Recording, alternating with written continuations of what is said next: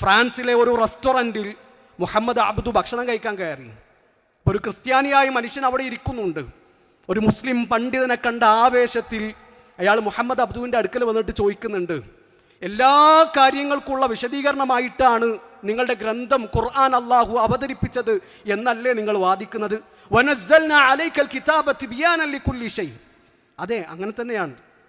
അങ്ങനെയാണെങ്കിൽ നിങ്ങളിപ്പോൾ കഴിച്ചുകൊണ്ടിരിക്കുന്ന ഈ ഫുഡ് അതെങ്ങനെ ഉണ്ടാക്കുക എന്ന് ഖുർആനിലുണ്ടോ? നിങ്ങൾ കഴിച്ചുകൊണ്ടിരിക്കുന്ന വിഭവം എങ്ങനെയാണ് തയ്യാറാക്കുക എന്ന് ഖുർആനിലുണ്ടോ? നമുക്കെന്താ തോന്നിയത്? ഇതൊന്ന് കുഴക്കുന്നൊരു ചോദ്യമാണല്ലോ. പക്ഷേ മുഹമ്മദ് അബ്ദു ഭാവ മാറ്റമൊന്നുമില്ലാതെ പറഞ്ഞു, അത് ഖുർആനിലുണ്ട്, അത് ഖുർആനിലുണ്ട്. അപ്പം ഈ മനുഷ്യൻ അത്ഭുതത്തോട് കൂടി ചോദിക്കുകയാണ്, എന്താണ് ഖുർആനിലുള്ളത്? അവിടുത്തെ ഷെഫിനോട് വരാൻ പറഞ്ഞു. ഷെഫിനോട് ചോദിച്ചു, നിങ്ങൾ ഈ സാൻഡ്വിച്ച് എങ്ങനെ ഉണ്ടാക്കിയത്? നിങ്ങൾ ഈ സലാഡ് എങ്ങനെയാണ് ഉണ്ടാക്കിയത്?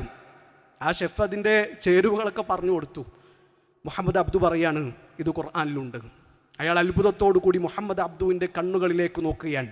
ഫസ്അലൂ അഹ്ല ദിക്ർ ഇൻ കുൻതും ലാ തഅലമൂൻ. നിങ്ങൾക്കൊരു വിഷയത്തിൽ അറിവില്ല എങ്കിൽ ആ വിഷയത്തിൽ അറിവുള്ളവരോട് നിങ്ങൾ അത് ചോദിക്കൂ. അത് ഖുർആൻ പഠിപ്പിക്കുന്ന അടിസ്ഥാനമാണ്, ഖുർആൻ പഠിപ്പിക്കുന്ന അടിത്തറയാണ്.